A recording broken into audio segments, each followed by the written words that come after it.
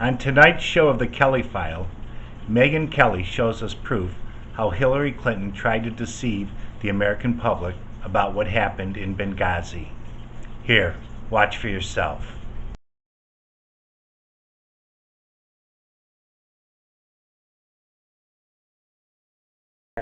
Thanks for having me, Megyn. I understand Hillary Clinton's later defense today at the hearing, which was, she says, I still believe that the video played some role.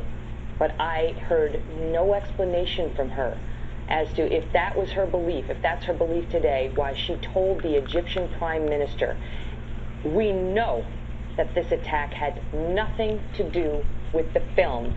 We know it was a planned attack and not a protest.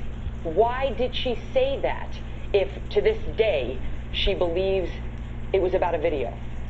Because she doesn't believe it was about a video, because she's covering up what we weren't supposed to hear. What Congressman Jordan did today was give us the smoking gun that we were never supposed to see, which is the internal thoughts that she had in her communications with her family, with foreign leaders, telling them this was an Al-Qaeda attack, this was a pre-planned attack. I mean, she, at the same time that she was going out and saying this was about an inflammatory video, she said there that she said it was an attack. She never used the word terrorism. She never used the word Al-Qaeda. At the same time she was doing that, almost simultaneously, she sent an email to her daughter, Chelsea, saying, two of our officers were just killed by an attack with a group affiliated with Al-Qaeda. She told foreign leaders this. And this is the problem with this, Megyn, is that I think that the American people would not have blamed them for Benghazi if they had stepped forward, if she and President Obama had stepped forward and said, America has come under attack by Al-Qaeda on the anniversary of September 11, 2001. We are going to get the people who did this. And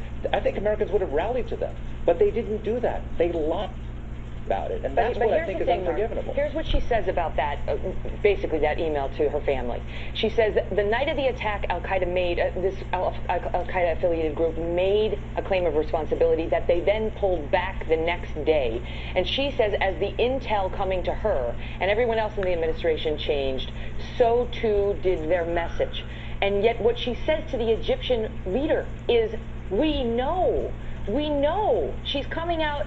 Already the messages were conflicting because she's saying one thing to him and she's saying something else publicly.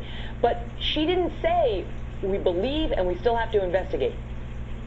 No, she didn't, and the truth is that they didn't have intel coming in saying that it was a protest. The people on the ground who saw it happen were telling them there was no protest. They knew from the very beginning there was no protest. And how does that explain then Susan Rice going out the following Sunday, when it was absolutely clear that it had been a protest, going out and saying on that there was no pre-planned attack, when a few days earlier she had told the Prime Minister of Egypt it was a pre-planned attack. And it wasn't just Susan Rice. I mean, listen to Jay Carney. Okay, this is Jay Carney at the White House. This is September 19th. Now this is, no, wait, I just want to make sure. Okay, is this a soundbite where he's talking about we have no information, it was a pre-planned attack? Just want to make sure, because I have like 50 Jay Carney soundbites queued up. All right, they're getting it. It was wrong. See, I knew. Okay, September 14th. That makes sense. Listen to what Jay Carney said, September 14th.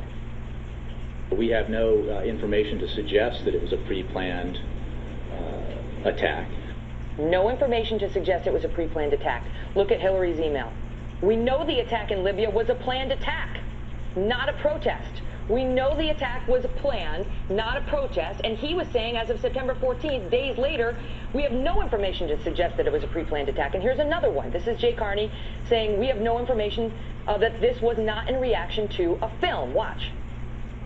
We don't have and did not have evidence to suggest that this was not in reaction to the film.